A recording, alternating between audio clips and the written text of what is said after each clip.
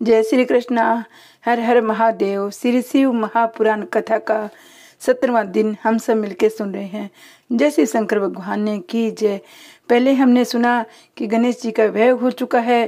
कार्तिकेय जी नाराज होकर पर्वत पे जाके तपस्या में लगन हो गए हैं। इधर त्रिपुर राक्षस सभी देव देवताओं को तंग करने लगे हैं।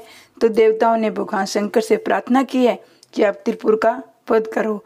तो भगवान शंकर के लिए रथ और शास्त्र की सब देवता इंद्र मिलकर तैयारी कर रहे हैं। आगे हम सुनेंगे। तब भगवान शिव जी ने देवताओं से कहा, मेरे लिए दिव्य रथ, दिव्य सारथी, दिव्य धनुष बाण का प्रबंध करो। प्रश्न होकर सब देवता विश्वकर्मा के पास गए। विश्वकर्मा ने श्री हरि की आज्ञा से शिव जी के लिए एक सुंदर दिव्य रथ का निर्माण किया। ये रथ सर्वभूतपूर्वक श्रवण का था। रथ के दाहिने पहिए में सूर्य था, बाएं पहिए में चंद्रमा का समावेश था। 12 तारे दाहिने पहिए में लगे और 16 कलाएं बाएं पहिए में जुड़े हुए थे। उनमें 12 आदित्य और चंद्रमा की 22 कलाएं उसके बाएं ओर लगी हुई थी। इस रथ में ब्रह्मांड की सभी वस्तुएं लगी हुई थी। श्री हरि और ब्रह्मा जी की आज्ञा पर यह रथ विश्वकर्मा ने बड़ा अनोखा बनाया था। रथ के तैयार हो जाने पर ब्रह्मा जी ने उसमें वेद रूपी घोड़े लगाए। शिव जी उस रथ में सवार होकर त्रिपुर के सम्मुख पहुंच गए। भगवान शिव जी देवताओं से बोले, तुम चिंता न करो। सभी देवता हाथी, घोड़े, रथ, सिंह, वृषभ आदि पर बैठकर भगवान शिव जी के रथ के पीछे चले। आकाश से सिद्ध चरण उन पर फूलों की वर्षा करने लगे। शिव जी के उन तीनों पुरों में प्रवेश कर गए। जब भगवान शंकर विश्वकर्मा द्वारा मनाए गए रथ पर आरूढ़ हुए, उनका बाण ही नहीं चला। वे काफी देर तक वैसे खड़े रहे। आकाशवाणी द्वारा ज्ञात हुआ कि गणेश पूजन नहीं होने के कारण गणेश जी एक पैर के अंगूठे पर खड़े होकर उन्हें विघ्न पहुंचा रहे हैं। भगवान शिव ने गणेश जी का पूजन किया। गणेश जी प्रसन्न होकर मार्ग से हट गए। तब अब भगवान शंकर ने धनुष पर पशुपत बाण चढ़ाकर त्रिपुर संहार की इच्छा व्यक्त की। राक्षसों ने आदर पूर्वक शिव जी की ओर देखा तो सभी देवताओं ने इन राक्षसों को मारने के लिए शिव जी से निवेदन किया। तभी हजारों सूर्य के समान बाणों ने त्रिपुरवासियों को दग्ध कर दिया। हजारों की संख्या में राक्षस भस्म होने लगे। राक्षसों में शिव जी की पूजा न करने के कारण हाहाकार मचने लगे। तारकाक्ष जब भस्म होने लगा तो वह भक्ति पूर्वक भगवान शंकर की ओर देखकर बोले, हमें तो पता था आप हमें ही भस्म करेंगे। हमारी ये मृत्यु बड़े बड़े मुनियों के समान है। आप में से हमारी विनती है, जन्म जन्मांतरों तक हमारी बुद्धि आप में लगी रही। मैं नामक दैत्य के अतिरिक्त सभी उसमें भस्म हो गए। इसके बाद तीनों दैत्य विदुन्मली, तारकासुर, कमलाक्षु शिव जी की कृपा से उनके गण हुए। शिव जी को खुश देकर उनकी कृपा से बचा हुआ मैं नामक दानव भी वहां आया और उन्हें प्रणाम किया तथा हाथ जोड़कर बोले, हे कृपा निधि, मैं आपकी शरण में आया हूँ, मैं रक्षा कीजिए। इस पर प्रश्न होकर भगवान शिव जी ने कहा, मैं तुम पर प्रश्न हूँ, तुम वर मांगो। उसने शिव भक्ति का वरदान मांगा। शिव जी ने तथास्तु कहकर उसे दृढ़ भक्ति प्रदान की। वह शंकर भगवान की आज्ञा से भूतल लोक में वास करने लगा। इसके बाद मुंडी भी वहां आई और शंकर भगवान की स्तुति करने लगी। भगवान श्री हरि ने उन्हें समझाया कि तुम चिंता मत करो, मैंने सारा वृत्तांत भगवान शिव जी को बता दिया है और उनकी आज्ञा से ये सब किया गया है। तुम्हारी कुगति नहीं होगी, परंतु कलयुग में जो व्यक्ति तुम्हारे इस मत का सहारा लेंगे उनकी दुर्गति विनाशक है। अब तुम मरुभूमि में जाकर निवास करो। तब वे भगवान शिव जी की प्रणाम करके मरुभूमि को चले गए। इसके बाद सभी ने प्रेम पूर्वक शंकर पार्वती की पूजा की। सब अपने अपने लोगों को प्रस्थान कर गए। एक बार देवराज इंद्र, देवगुरु बृहस्पति कैलाश पर भगवान शंकर के दर्शनों के लिए गए। भगवान शंकर उनकी परीक्षा लेने के लिए जटाधारी दिगंबर का रूप रख के उनको रास्ते में रोककर खड़े हो गए, परंतु इंद्र उनके पहचान न सके। उनका परिचय पूछते हुए कहने लगे, भगवान शंकर अपने स्थान पर है या कहीं और गए हैं। इस पर तपस्वी रूपी शंकर जी ने कोई जवाब नहीं दिया। इंद्र ने अपने ऐश्वर्य और ग्रह में भरकर उन्हें धुड़क दिया और फिर कहा, अरे मैं पूछता हूँ, तू उत्तर क्यों नहीं देता है? मैं तुझे इस समय वज्र से मार दूंगा, फिर देखूंगा तेरी रक्षा कौन करता है। इतना कहकर जैसे इंद्र ने उन्हें मारने के लिए हाथ में वज्र लिया, वैसे शिव जी ने उनका वज्र वाला हाथ स्तंभित कर दिया। इंद्र ने जब उन्हें देखा तो ऐसा प्रतीत होने लगा कि दिगंबर ऋषि अपने तेज से जला देगा। भुजा के स्तंभित होने से इंद्र के दुख का पारावार न रहा, परंतु गुरु बृहस्पति ने उन्हें पहचान लिया। बोले, ये तो भगवान शंकर है। वे प्रणाम करके स्तुति करने लगे। फिर उन्होंने इंद्र को भी उनके चरणों में झुकाया। पुनः गुरु बृहस्पति जी ने प्रार्थना की, हे दीनानाथ, हे महादेव, आप अपना क्रोध शांत कीजिए, इंद्र के अपराध को क्षमा करो। भगवान शिव गंभीर वाणी से बोले, मैं अपने क्रोध को कहाँ स्थापित करूं?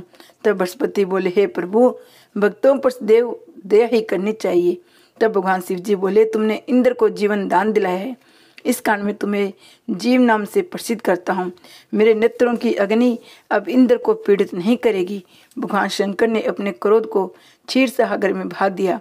लीलाधारी भगवान शिव अंतर ध्यान हो गई और बृहस्पति जी व इंद्र अपने लोक को चले गए।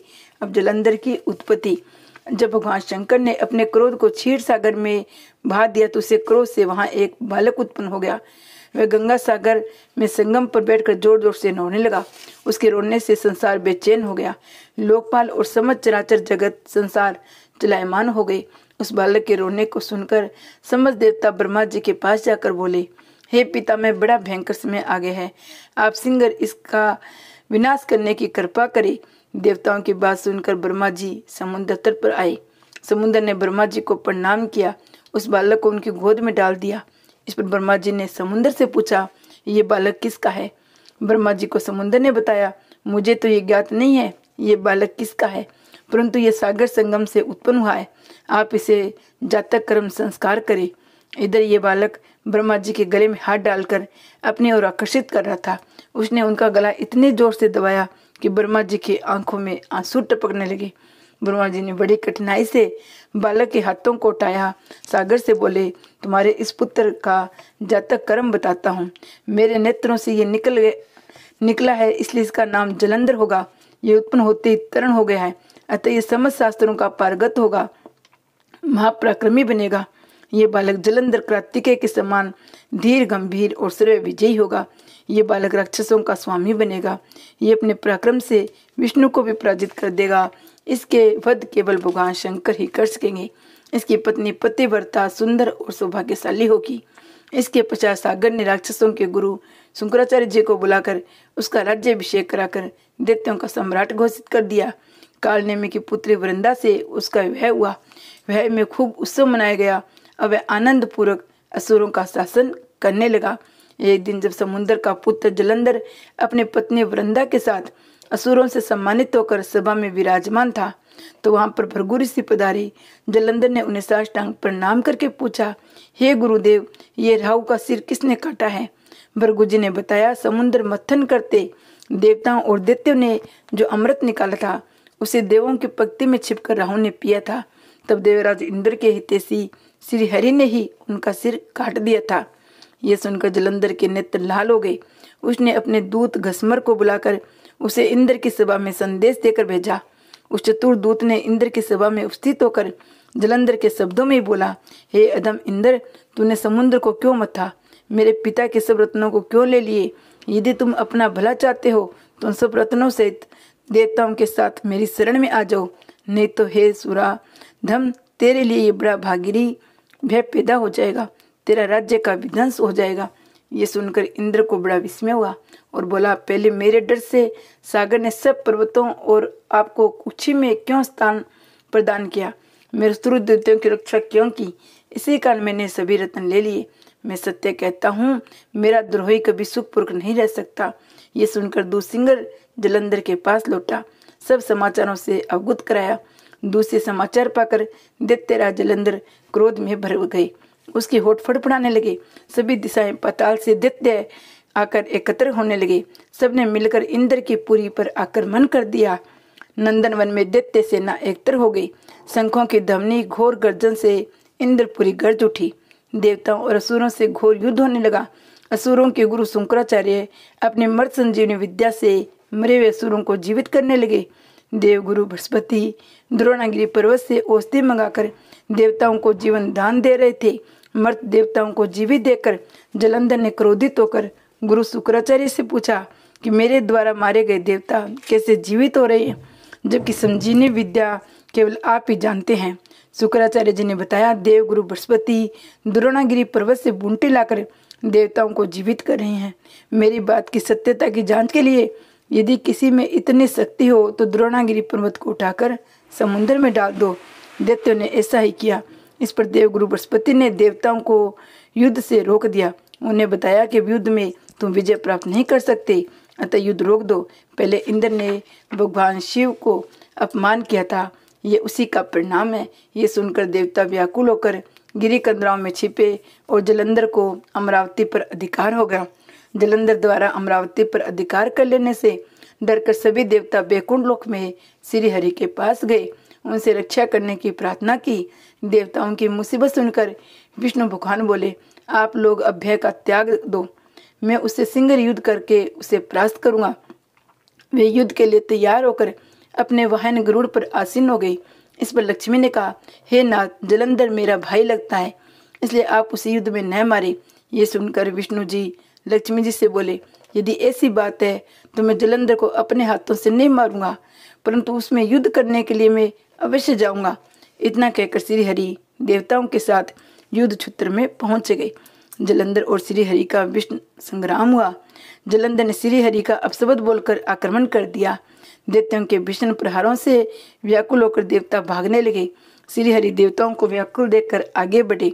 उन्होंने अपने सारंग धनुष से भीषण जय घोष किया। पल भर में ही श्री हरि ने हजारों दैत्यों के मस्तक धड़ से अलग कर दिए। श्री हरि और जलंधर के मध्य भीषण संग्राम प्रारंभ हो गया। समस्त आकाश बाणों से ढक गया। जलंधर ने क्रोध में भरकर गरुड़ के मस्तक पर अपनी गदा से प्रहार किया, साथ ही श्री हरि के छाती पर भी प्रहार किया। विष्णु जी ने जलंधर की गदा को काट दिया। अब जलंधर बाणों की वर्षा करने लगे। जलंधर ने श्री हरि के धनुष को काट दिया। अब उन्होंने गदा हाथ में ले ली और गदा से उस पर आक्रमण किया, परंतु गदा की मार से भीषण दैत्य विचलित नहीं हुआ। उसने श्री हरि पर त्रिशूल चला दिया। श्री हरि ने भगवान शिव जी का स्मरण करके गदा को काट दिया। अब जलंधर ने श्री हरि की छाती पर मुक्के से प्रहार किया। इस पर दोनों भावों और मुक्कों से युद्ध करने लगे। मायावी वाणी में श्री हरि ने जलंधर से कहा, हे दैत्यराज, तू धन्य है जो इतनी देर तक युद्ध करते रहने पर भी भयभीत नहीं हुआ है। तेरी युद्ध कला से मैं अत्यंत प्रसन्न हूँ, तू मेरे से वर मांग सकता है। इस प्रकार श्री हरि मायावी वाणी सुनकर जलंधर ने श्री हरि से कहा, यदि आप मुझ पर प्रश्न है तो मुझे ये वरदान दीजिए जी कि आप मेरी बहन लक्ष्मी के साथ मेरे घर पर पधारे। श्री हरि ने कुछ खेद में भरकर तथास्तु कह दिया। श्री हरि लक्ष्मी देवताओं के साथ जलंधरपुर में निवास करने लगे। जलंधर लक्ष्मी सहित देवताओं के साथ श्री हरि को अपने यहाँ देखकर बहुत प्रसन्न हुए। इसके बाद जलंधर देवताओं के पास जो भी रत्नादि थे उन्हें लेकर पृथ्वी पर आ गया। उसने निशुंभ के पाताल का अधिपति बनाया। जलंधर देव, दानव, यक्ष, गंधर्व, सिद्ध, सर्प मनुष्यों को विजय करके त्रिभुवन का शासन करने लगा। जलंधर द्वारा धर्मपूर्वक शासन करने से देवता खिन्न रहने लगे। वे सब मन ही मन में भगवान शिव का स्मरण करने लगे। भगवान भोलेनाथ ने नारद जी को बुलाकर देवताओं के पास भेजा। इंद्र सहित सभी देवता नारद जी बड़ी उत्सुकता से देखने लगे। देवताओं के दुखों का परिचित होकर तथा उन्हें सांत्वना देकर नारद जी जलंधर की सभा में उपस्थित हुए। जलंधर ने नारद जी के चरणों की पूजा और हंसकर बोला, आप कहाँ से पधारे हैं? आने का प्रयोजन बताने की कष्ट करे। नारद जी बोले, हे जलंधर, तुम धन्य हो। मैं स्वेच्छा से कैलाश पर्वत पर गया था। वहाँ 10,000 योजन का कल्प वन है।